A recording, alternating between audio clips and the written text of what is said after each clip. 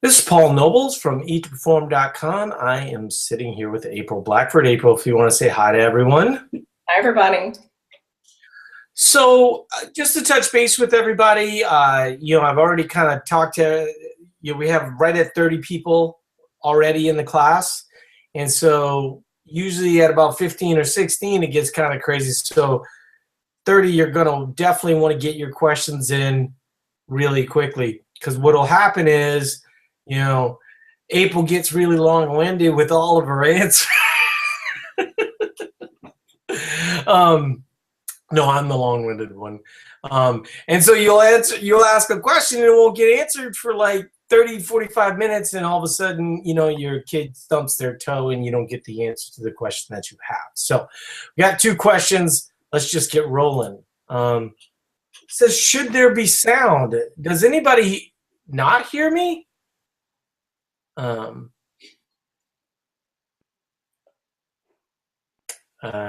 Maybe people can't hear me.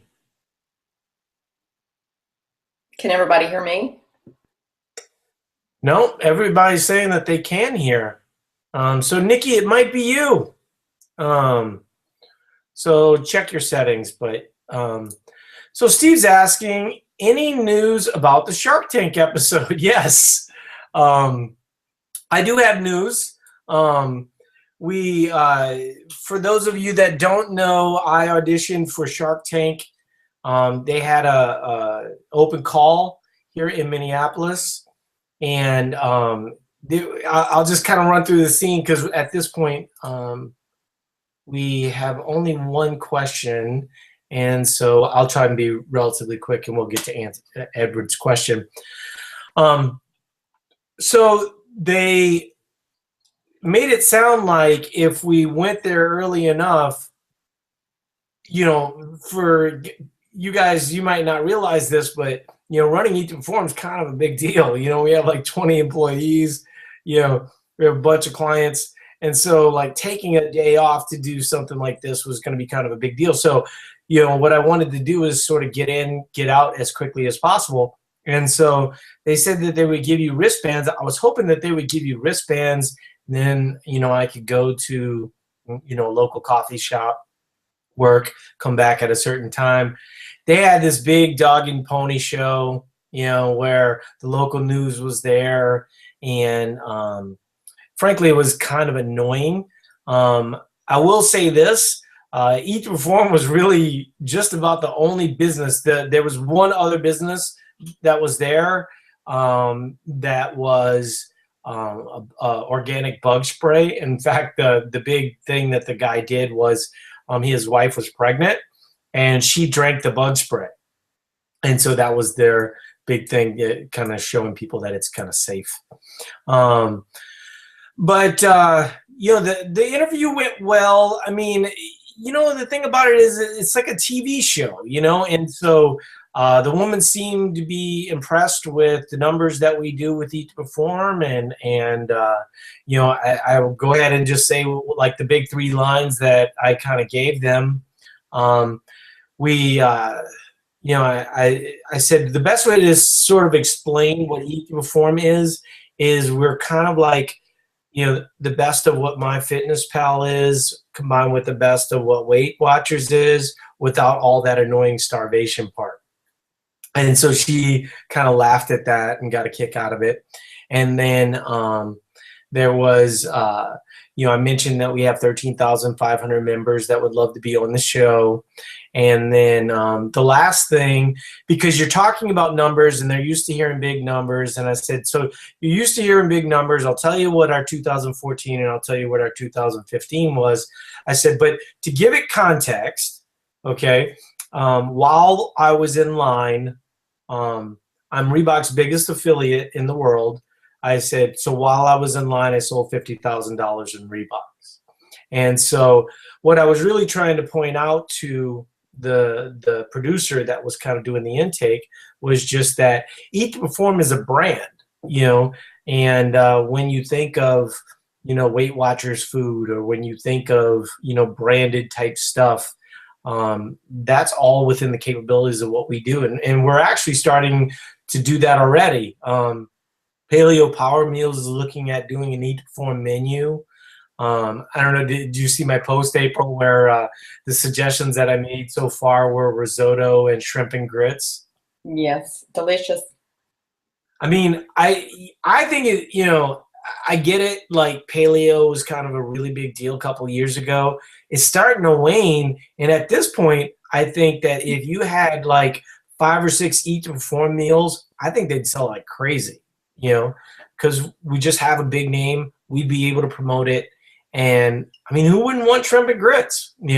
But the way that they do it, even though they deliver nationwide, and that's part of their thing that they're trying to push at the moment, they have like 100 gyms on the East Coast that they do business with, and um, yeah, that's the idea, and I think that would be interesting.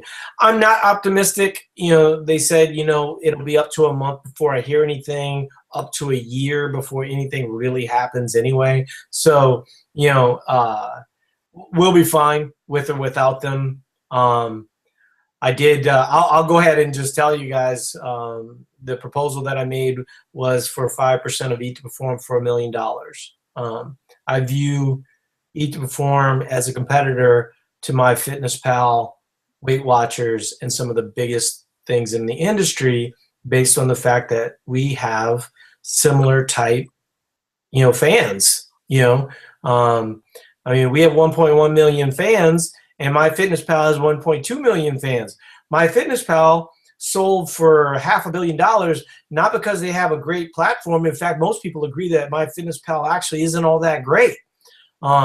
They got that number because they have a lot of people, and we have the attention of a lot of people as well. And I think we have a pretty compelling case that dieting is actually causing a lot of the problems that people have. And so we'll see. Like I said, not overly optimistic about it. But if it happens, it'd be kind of good exposure for us. But we're continuing on and we're moving up. For those that don't know, we have a May 1st challenge. If you haven't signed up, definitely sign up for that. We are giving away $20,000 in the next 10 weeks in stuff. And we have Paleo Power Meals on board again.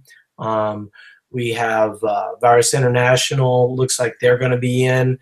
Killcliff's going to be one. Two Pood's going to be one.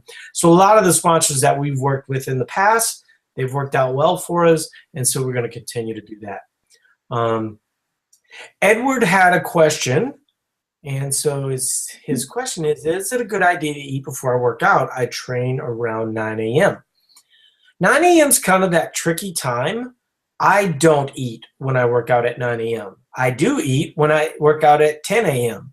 And so it sort of depends on when you wake up. Can you tell me when you wake up? Maybe that would help me.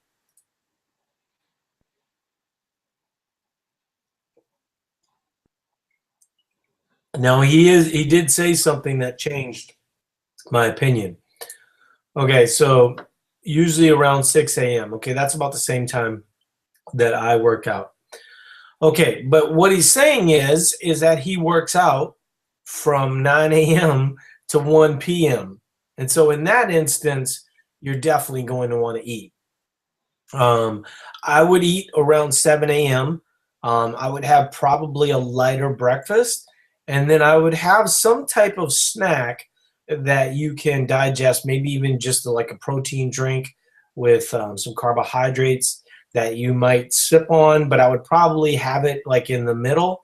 So if you're 9 a.m. to 1 p.m., maybe kind of sip on it, have like a bigger one.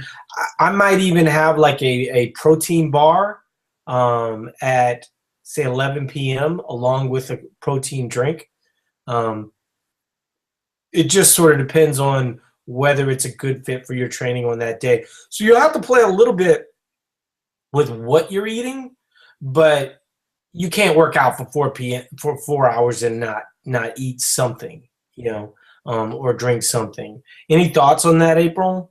I absolutely agree. Working out for 4 hours without eating anything. I definitely agree about the intra-workout carbs. I'm curious to know what type of training he's doing. Depending upon the type of training would obviously depend on the intra-workout carbs that he would do. He does kickboxing, then jiu-jitsu, then CrossFit, and it finishes around 1 p.m. Yeah, I definitely would. I agree about the bar or the protein and Vitargo mix. I would probably start at around an hour and a half, hour 15, hour and a half in, and just kind of sip on it a little bit. But for 4 hours, he would need upwards towards, probably 2 scoops of Vitargo for 4 hours. Yeah, if I mean, the general rule is 300 to 500 calories per hour. And so, you could potentially be burning up to 2,000 calories. My suspicion is that if you aren't eating right now, or you're doing these things fasted, which it sounds like you might have been, you probably really start to feel it around between like 11 and 1. And so in an ideal world, I might even think about an energy drink, because caffeine is definitely going to be of some benefit. Now, I wouldn't go crazy with the caffeine because it will dehydrate you, especially for something like kickboxing, jiu-jitsu. The other thing that I might consider would be, instead of CrossFit, you're already kind of doing, super cardio type stuff. I might go weight training towards the end rather than CrossFitting, just to try and kind of keep some muscle mass, and sort of do the opposite of what you're doing right then. Normally, I would sort of set that up where the strength part would be first, and then the cardio part second. That way, you end up getting more. But it depends on what your goals are. If your goals are to really be good at kickboxing and jiu-jitsu, then you prioritize that, and then whatever you get from the weight training, that is what it is. So he's saying, well, what if I ate a big breakfast before? I've noticed that I have not gained weight or lost just the same. Yeah, I can't imagine you can gain weight at all, dude. I mean, you're working out so much. A big breakfast before might make it uncomfortable. The one thing that I would say is that if you had breakfast around 7 a.m. and you did try to do weight training, that might be more favorable. You go from 7 a.m. to 9 a.m., you let that digest a little bit. You do the weight training, and then by that time, let's say 10:30, you start to get into more of your cardio type stuff, if that makes sense. So I would play with that a little bit, and then kind of take a look at what really your goals are. If your goals are to be better at jiu-jitsu and boxing, then I might emphasize that a little bit more. I don't know that I would have a big breakfast in that instance, just because I think that you'll puke, but that is person dependent. And so keep that in mind. If you have any follow-ups, let me know. Let's see, my goals are to gain more muscle and lose body fat. Well, I mean, if you want to gain more muscle,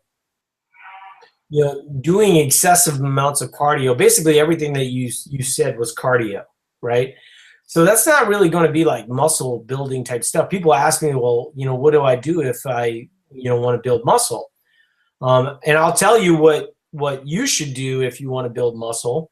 The first thing I would do is I would do my cardio. I would have 1 to 2 hours of cardio, the jiu-jitsu and the boxing, because it sounds like that might be, a good thing for you, and you enjoy it.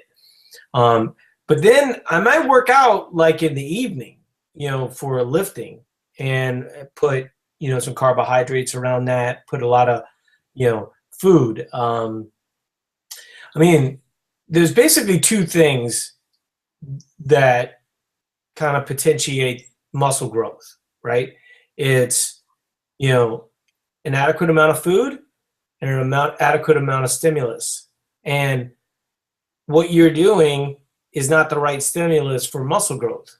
And so you need a little bit more weightlifting. When I say weightlifting, I'm probably referring more towards like pump style training than just like getting, super strong. There's an element of strong to it.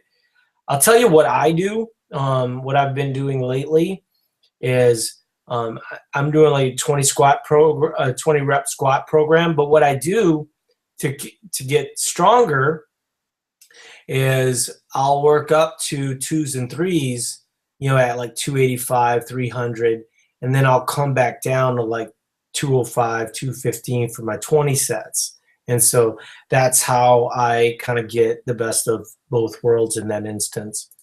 He's saying, I figured CrossFit would help. CrossFit is not really like a building protocol. That's why you don't see CrossFit Games athletes like super jacked, not in the sense that like bodybuilders are. But they are, and some of that is not just, weight training. Some of it's testosterone. Enhancement. But instead of steroids, but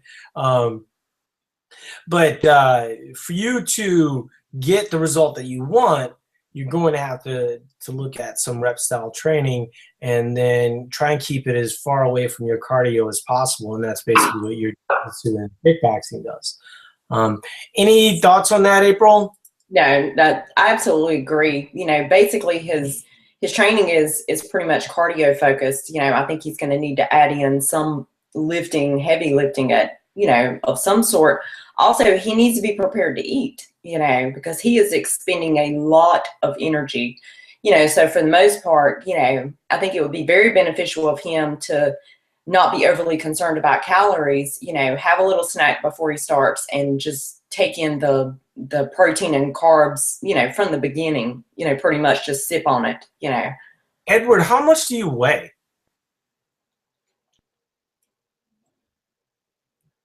So you're 185. How tall are you? And do you fight like professionally? So he's like 5'9", 185. Okay, so you're you could probably get leaner, right? I don't know. I mean, if I actually don't hate what you're doing as long as you're eating an adequate amount of food. And if you could separate your carbs. Here's the other thing too, because it sounds like you have the ability to work out for long periods of time. And the last thing I would want you to do is kind of go away from that, right? You're saying I want to lean out as far as body fat. I think that what you're doing is kind of wrong. What I would do, the other thing that if for instance you can't like separate your cardio from your weightlifting, what I would do is just have your cardio days and your weightlifting days, and you'll get a much better result from that than what you're doing right now. I like what you're doing right now. Like what you're talking about is the elements of how CrossFit Games athletes train, right? So if you have high capacity, great. If you are eating a good amount of food, great. I mean, can you give me some ideas on what your macros are right now? Like how much food you're eating?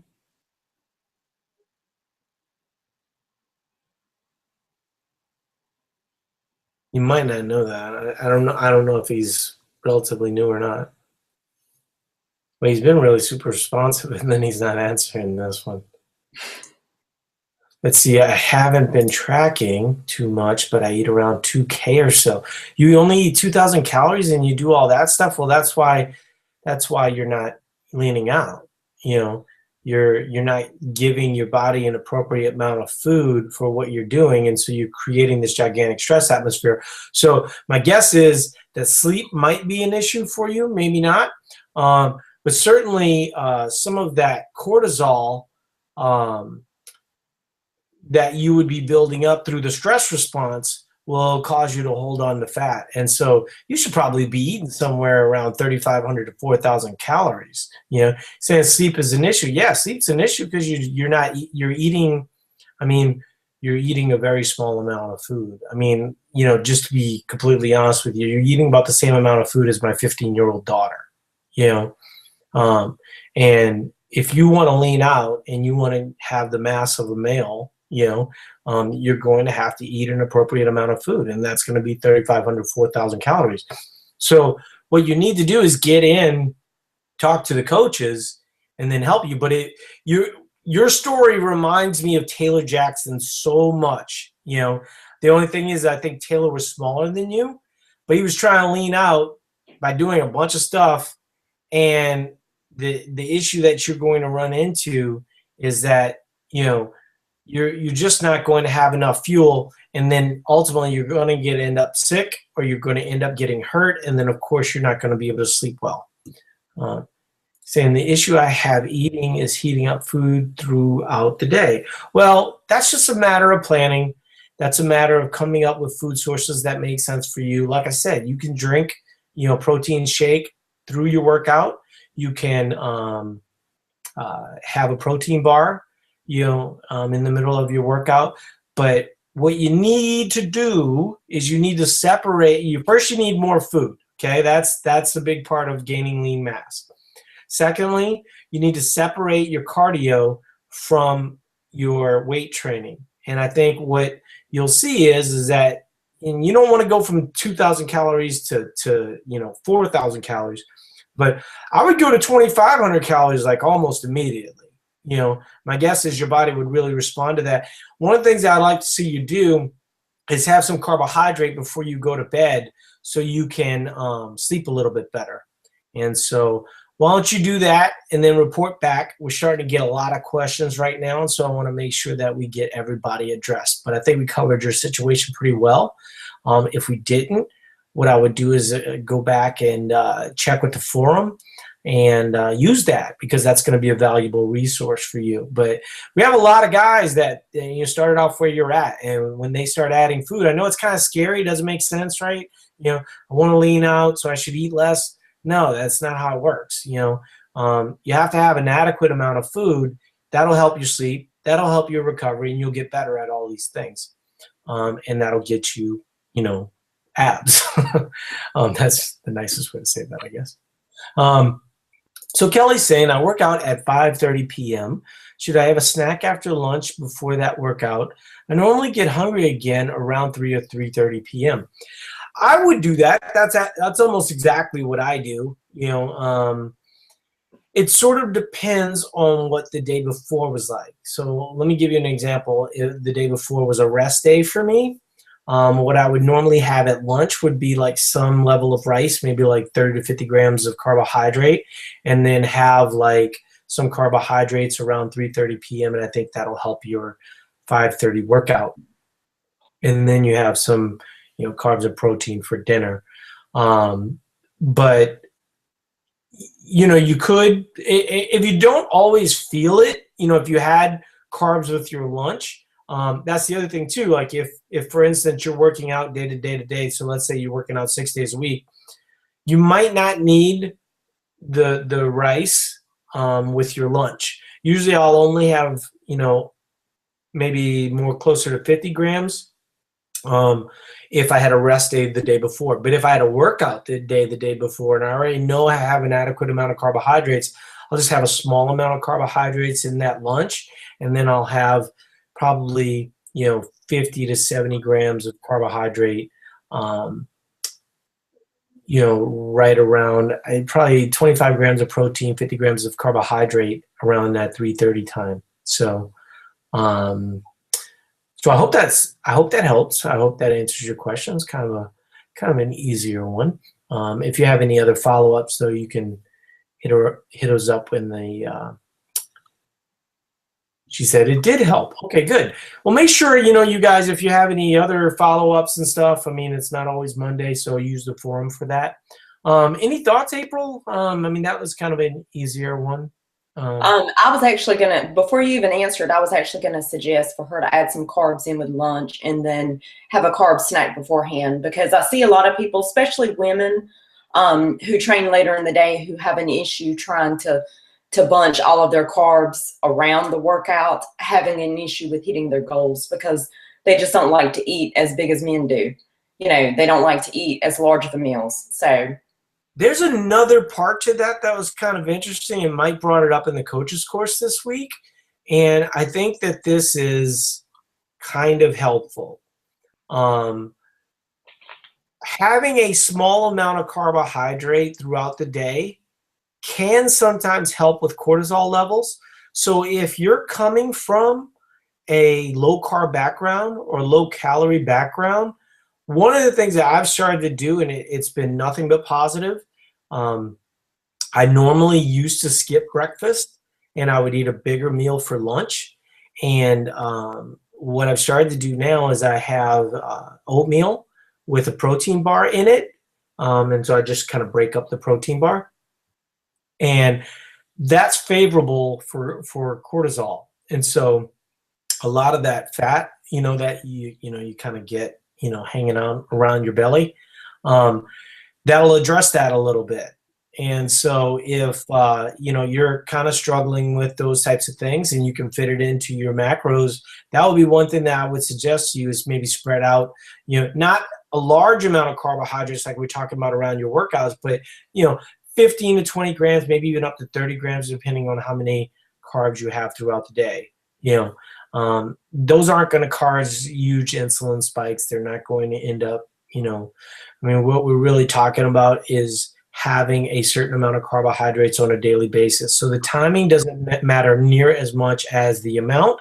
And so sometimes spreading it out a little bit will make a difference. So let's see. Kelly said that helped her. Let's see. Kevin, if I'm hitting my macros, are BCAAs necessary? I do not think so. I used to use BCAAs. And the basic idea with BCAAs, one of the biggest reasons why BCAAs is popular is because bodybuilders aren't always building their body, right? They're dieting a lot. And what they want to do is be able to preserve their muscle, but also, be able to diet. BCAAs kind of protect your muscle in that scenario because they don't have a calorie point really. But would you be better off with a whole protein like, whey protein, something like that? Absolutely. Whey protein is a complete protein. BCAAs are an incomplete protein. And so they're a good source for leucine, but other than that, the components aren't already there. And so one of the big advantages of doing Eat to Perform, and one of the big advantages of eating your total daily energy expenditure, or kind of getting towards your total daily energy expenditure, is sort of what you're addressing here, is that you can eat an adequate amount of food, and so you don't have to rely on these little shortcuts, for supplements. I think it's sort of interesting. Somebody was like, does any of you not use protein drinks? And I was like, yeah, me. Like I barely ever use, like I said, I do that protein bar just because I found that works. And I would do protein in my oatmeal. But that's really more of a plan, if that makes sense. It's just an additional way of planning. But I might only have protein drink maybe twice a week, which, for people that are anti-protein drinks, they think even twice a week is a lot, Twice a week's not a lot. And I see a lot of people that are, getting 75 grams of protein through protein drinks. And then, maybe some of them will complain about being a little hungry every now and again, because it's not necessarily as satiating as something like, meat. It's going to just help regulate your hunger a little bit. Any thoughts on that, April? BCAAs? In regard to the BCAAs, I do agree. If you're eating adequate amounts of food, you don't need them. I generally recommend, if you're training first thing in the morning, if you have them, you can finish them, but I normally recommend don't repurchase them. But for the amino acids, you get amino acids in your dietary protein in general. You don't need to supplement. In regards to the protein powder, I tell people all the time, initially, if you're coming from trying to increase your protein, it can help to supplement it. But, like what you were saying, whole foods is more, whole foods protein is more thermogenic on the body. Your body's going to burn more calories digesting it versus the liquids, which in turn, like what you're saying, tends to kind of leave you kind of empty and hungry feeling as well. I think it's also a better strategy for life, right? I mean, like if you can figure out a way, because that's the thing that sort of I think would surprise people when they see like the way that I eat. They would go, "Wow, this dude really eats a lot of whole food," you know. And you would think that I eat nothing but Rice Krispie treats and drink protein shakes, and like that ain't how I do it. You know, I don't have any problem with you if you do it that way. And that's what you need to do to kind of get to where you need to go right now. But I always like people working more towards whole foods if possible, you know, and I just think that that's a better approach. That's not always an option, though. And so that's why these other things are in place.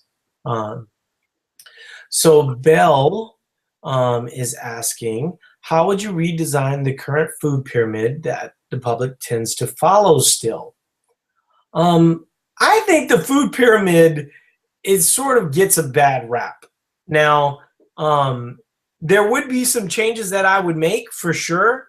Um, I think that, you know, the fact that I can't buy whole fat yogurt um, in the grocery store sort of annoys the shit out of me because, you know, fat once again is going to help with hunger signaling. So I think it's sort of funny that there's all these people on a diet and they're eating no fat yogurt, which is essentially like mainlining sugar, right?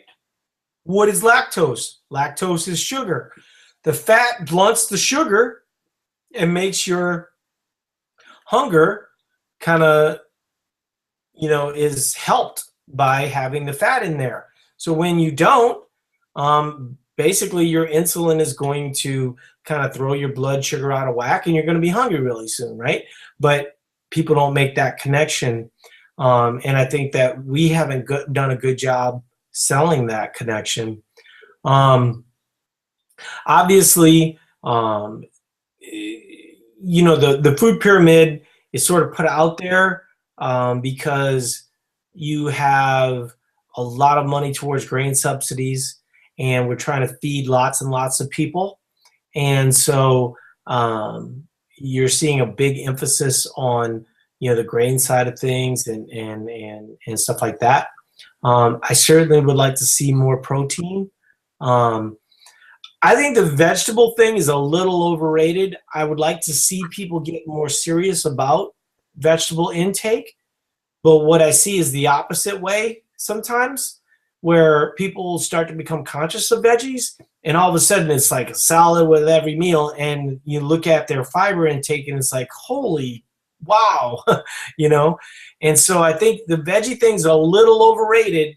I'm not saying don't eat veggies, but I'm saying that when you start to eat more whole foods and you start to become more conscious of your health, I think one of the things that people overdo is fiber, you know? And so protein, definitely emphasizing protein a little bit more. Having a certain amount of balance, and then of course allowing enough food and energy for you to thrive. You know, and I think you have sort of like you know, a lot of people that want to do this without exercising because they've sort of painted themselves into a corner with foods that don't, you know, provide them energy. And obviously proteins, vegetables, those types of things will do that. Having some level of starchy carbohydrates in moderation also makes sense. But that's not the way most people eat, right? We know that. Most people are going to the McDonald's drive-thru. Most people are going to Subway, you know. So when you're eating McDonald's breakfast, you're eating Subway for lunch, and then at dinner you're having pasta, right?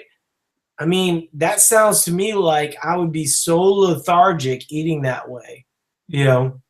And so if you compare that to the way that I eat, you know, like I said, oatmeal with protein.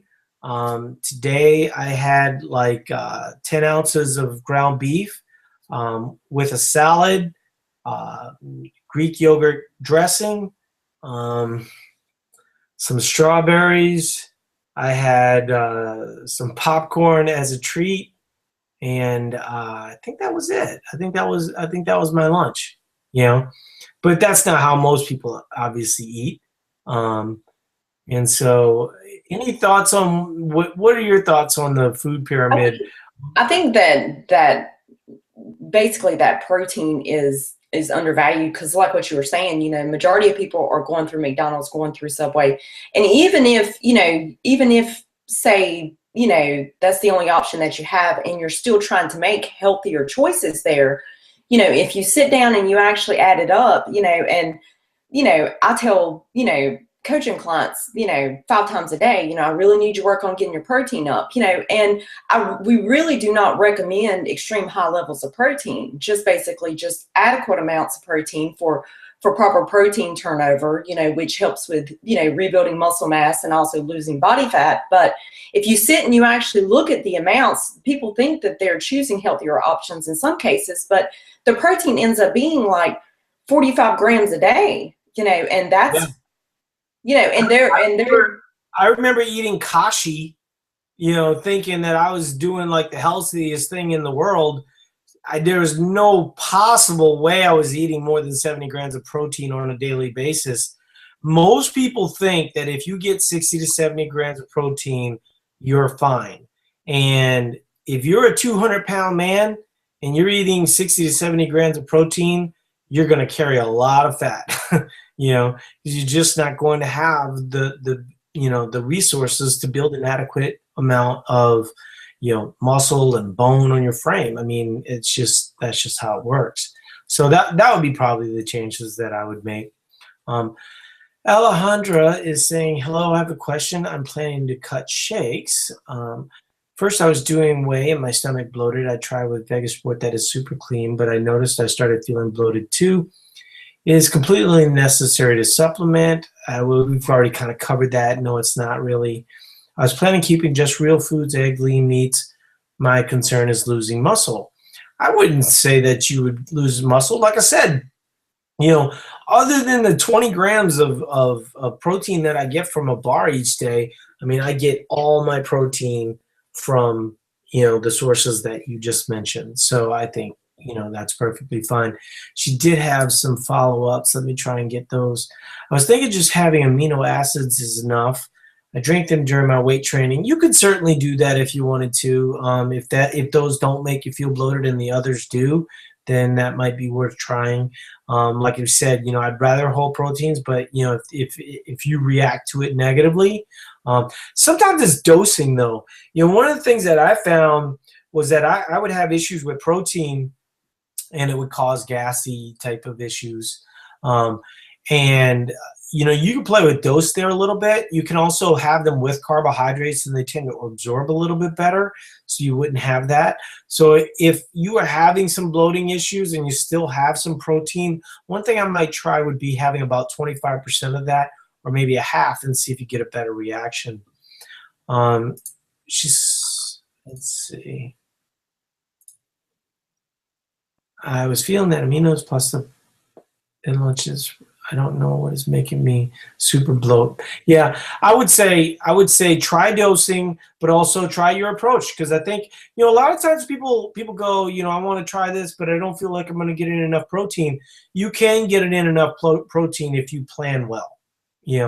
I think for women, eating a lot of protein in one sitting is sort of difficult. So you might have to have 3 to 4 different meals with protein in it to get an adequate amount of protein in on a daily basis. But something like 0.7, 0.8, compared to your body weight, is going to be fine. You'll have no problem getting that in. Any thoughts on that, April? I mean, good sources of protein, like seafood's a good source. Yeah, I started to say seafood is like one of the easier digesting protein sources that, you can eat a larger quantity or hit a higher level of protein without feeling overly full. I personally have issues with large amounts of animal protein, like Paul was saying, where, females, just large amounts of protein in meals, kind of makes it difficult. Alejandra she's fairly small, so she's only a little bit over 100 pounds, so she shouldn't have any issues with getting her protein levels from whole food sources. Right. So Scott's saying thoughts on intermittent fasting, and then he said, "My apologies if I strayed from a particular subject for this webinar." The way the webinars work, we just pretty much take any questions that you guys have, and so we'll answer them. So I'll talk to you about intermittent fasting. One of the ways that Eat to Perform started, I started writing on nutrition articles. What was the magazine? WAD. They're all called the same thing. So it's they all have WAD or box or something in them. I can't even remember the damn magazine I was writing for, but I started writing some articles on intermittent fasting. And they became very, very popular. It was the most popular articles on the guy's site. And so I was saying, hey, let's start a page, related to nutrition, because it seems like it'd be really popular. And he didn't get back to me, and then I started Eat to Perform. And so Eat to Perform kind of started based on some of my writings on intermittent fasting. And what I was saying related to intermittent fasting was, if you're going to CrossFit, you should not be intermittent fasting in an extreme fashion, that you should be moving towards more of a skipping breakfast type of intermittent fasting. But even in that instance, and in all the big intermittent fasting people, they all tell you this, is intermittent fasting should be a tool in your tool bag. It should not be the only tool in your tool bag. And the problem with the only tool in your tool bag is that if you squat, as an example, and you do 20 rep squats for the next 15 years, you're never going to see great results, because you're always doing the same thing and your body just adapts to that thing, right? And that's the same thing with intermittent fasting. And what I see intermittent fasting doing, most people that are asking about intermittent fasting, what they're ultimately asking is another way to do more extreme stuff, And the way that I use it, like I said, I still consider myself kind of an intermittent faster, like I mentioned, even though I'm having like that oatmeal now. I normally eat 2 meals a day. I have a bigger meal at lunch, and I'll have a bigger meal at dinner. But as you can tell from my oatmeal discussion earlier, that's always adjustable. If I'm cutting, as an example, and the oatmeal thing starts to kind of make it hard for me to hit my macros, or if I'm the problem, part of the problem that I have with this, Scott, is that I can walk for an hour a day, each day, and get 300 to 500 calories in. Okay, that to me is a better strategy than intermittent fasting. Okay, whatever you do that's causing more stress on your body is going to ultimately be more difficult on your body over time. And so when you look at something like, adding in a walk, I think it's sort of funny because people think of the walk. I do the walk for a lot of reasons. I don't do it just for exercise. I like to get out the house. I like to breathe fresh air. I like to walk my dog. I prefer that strategy to intermittent fasting, because what I think happens is that people look at intermittent fasting as if it's a thing that they can use to get more extreme. And oftentimes what I've seen is that the more diligent people are, the more adherent people are to intermittent fasting, it doesn't end up being fat loss. It ends up being some level of just pulling water out of their muscles. They end up getting kind of this, gaunt type of look, and they do it too hard. And so if you did it and you found it convenient and a good strategy for your life, more power to you, but it really, most people are going to go to intermittent fasting to try and create a bigger deficit and get quicker results. And I think in almost every situation where somebody does that, they fail. They don't end up landing where they want to land. The other thing I would say, because you're asking me as a guy, okay, women, it becomes even more perilous at times. Because once again, what are we having a discussion about? We're having a discussion about denying your body food over a certain period of time. Well, are you going to put food back in later on? A lot of times that's not what people are trying to do, right? And so if you're a female, you've been dieting for a while, right? You're not getting any results at 1,100 calories, and you decide to take 24 hours off, maybe CrossFit that day. Now all of a sudden, like we were talking with Edward, your sleep starts to go bad, your hormonal function starts to go bad, and there's a lot of negatives, related to that. So I would keep that in mind. But if you were looking at it as a strategy to get in a certain amount of meals, I do like it for that, And if you can't walk for an hour, maybe that's a strategy you can look at. But looking at it in terms of sort of leaning out, you always see the people, like Martin Burkhan and Ori Heckelmeyer or whatever his name is, and then what's the Brad Pilon. These guys have great physiques. So you almost like, wow, these guys intermittent fast and they have great physiques. But when you talk to them personally, what you hear is kind of a life of working to being fit, right? And there are examples of those guys that don't always have a great relationship with food too, and so I would kind of keep that in mind, and I would definitely keep that in mind for women. But I hope that answers your question. But I think ultimately what we're talking about here is calories, and trying to work, to where you're getting enough of a deficit to see the results that you want, after you've built up capacity, after you've built up your metabolism. But, if you don't know what your total daily energy expenditure is, because I know you're kind of new, I think you just signed up in the last couple of weeks or so. Have you seen Scott Kelton in the forums at all, April? Do you know what I'm talking about? I'm not sure. I don't know what it is unless he's got a different username. He's been kind of active in the Science App Social. So I think I covered that. Let's see. Okay, so Suri's saying she's saying 2K calories. She was talking about Edward. This was a long time ago. 2K, get that man a cheeseburger. I do think Edward probably needs a cheeseburger. I think he probably needs more food, and I think that would be helpful to his situation. Corinne's saying, here's my weekly question. I didn't take advantage of signing up for a month of training when I joined. I thread on Facebook, grew up a few days ago about one-on-one training with April. What kind of extra support does April offer? She's already so awesome on the forum. Truthfully, it's not that different, right? I mean, it's... No, I disagree. What?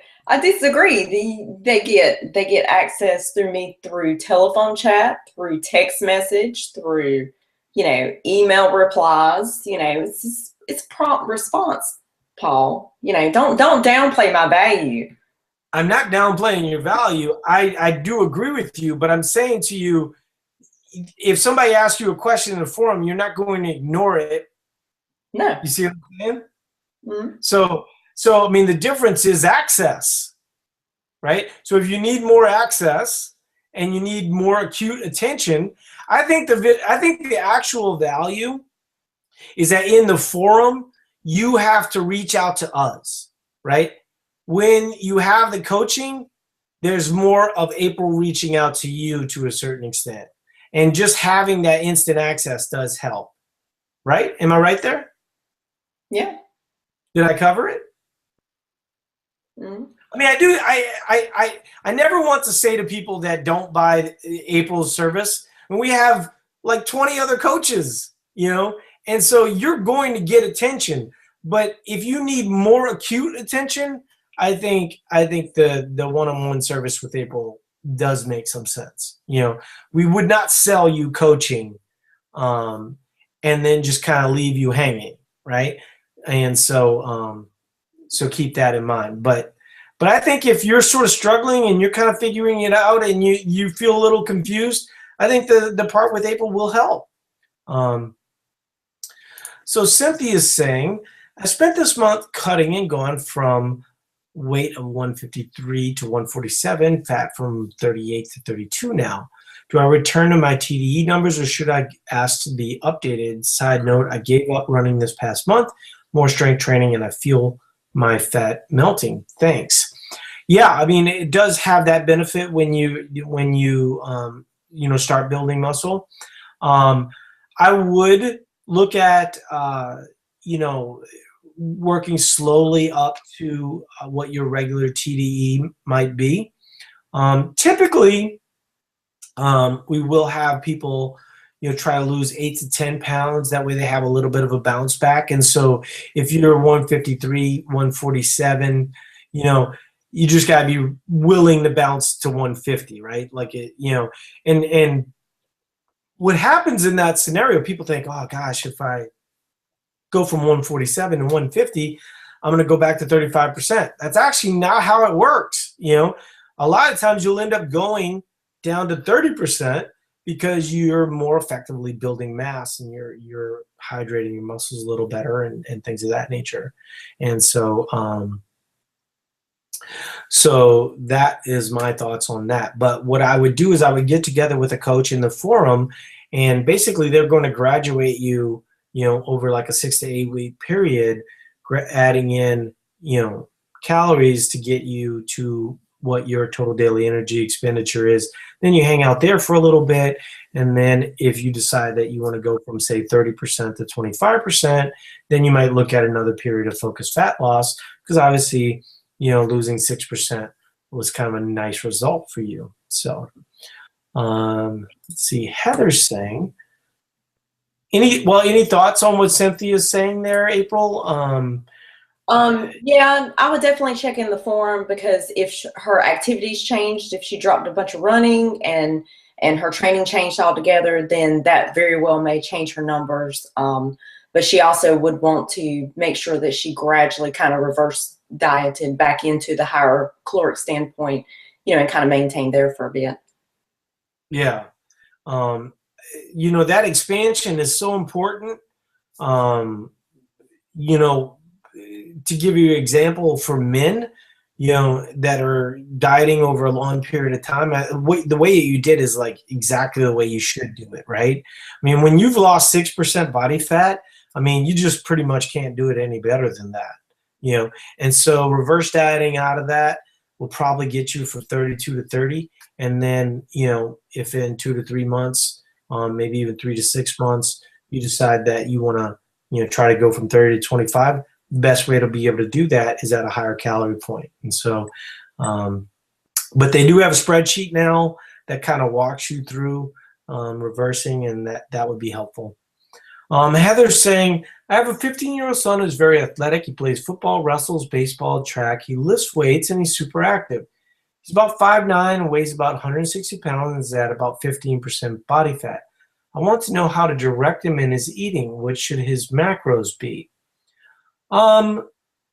This is probably a question that you would want to ask in the forum. I think the thing with a 15-year-old boy like that would be to, out of season, have some level of weightlifting, squatting, deadlifting. I know a lot of people get real scared of kids that age lifting weights. There's nothing negative for a 15-year-old boy, to be deadlifting and squatting. And that's going to be the resistance that's going to allow him to put muscle on his frame and then do all those sports a little bit better, right? At 5'9", he's probably supposed to be about 180, 185 pound kid eventually. Well, the difference between him going from 15% to 10% is not the way that you think, right? If he's 15% body fat right now, you think to yourself, well, doesn't he need to go to 150 pounds to get to, let's say, 10%? And that answer is no. That kid has more testosterone flowing through his body. I mean, I used to say that Sylvester Stallone pays about $100,000 a month for the amount of testosterone that your son has flowing through his body naturally. And so weightlifting combined with an appropriate amount of food will help him get there, and help him put mass on. And, he's at a unique period of time in his life where he's got, that type of, he can adjust to that stimulus real easily. And so, it sounds like a pretty active kid. During the summer, I just have him start lifting some weights, try and put on, 5 to 10 pounds. And my guess is if he puts 5 to 10 pounds on me, 15%, people think 15% is like a death sentence or something for a dude. I'm 15% and I have visible abs, So, 15%, if you have well-developed muscle, is fine. But I would say for him to get to 10%, he probably actually needs to get to about 170, and put muscle mass on. And the best way to do that is to eat a certain amount of food and also lift a certain amount of weights. But don't forget the everybody wants to focus on the food part, and I'm sure he's hearing creatine. I'm sure he's hearing protein shakes. Look, he can drink all the damn protein shakes in the world, but he's going to end up putting on fat and not putting on muscle if he's not lifting weights. And so, any thoughts on that, April? I agree. I think some level of strength training, she can probably just get him started now in regards to making sure that he's eating an adequate amount of, protein. And typically kids that age, their diets are pretty much kind of high carbs, high fat, minimum protein type thing, because chicken nuggets, French fries, and all the good stuff, But you know what's funny about the whole chicken nuggets, French fries thing? I mean, for a kid that's lifting weights, April, things like that. You froze up. It seems like you're back, but for a kid lifting weights, like, there was an article recently about it. Even stuff like McDonald's ends up working out just about right. But some level of protein, making sure he's eating a little bit more meat, that probably makes some sense too. Carol saying, I read your article, creatine pill. Let's see. I read your article about supplements, so I just got creatine for the first time. I got the concrete pills and also got beta-alanine from Now Sport. I'd like to know the best time and dose for each weight. I weigh 125 pounds. It's a bit confusing because most of what I read on the internet is to take 5 grams of creatine. These pills are 750 milligrams, so should I take it pre-workout, post-workout, and even on rest days? Also the beta-alanine, what will be your recommendation? My recommendation with both of them is to start small. And so what I would do in the case of the concrete is only take 1 tablet pre-workout. That would be the way that I would start. See how that makes you feel. The 1 tablet is essentially the equivalent of about 5 milligrams of monohydrate. And so you should be fine there. Beta-alanine, usually you get a scooper, and I believe the scooper is also like 5 milligrams. I would use about half of that, because if you use it and your skin starts to tingle, that's usually not a good sign. That usually means that it's kind of, that's like a signal that it's wasting. So I start small with both of them. And then if you feel like you're getting a good result and you want to add another tablet in post-workout, that's probably about the most you would want to try for an athlete your size. I use 3, and I'm a 170 pound guy.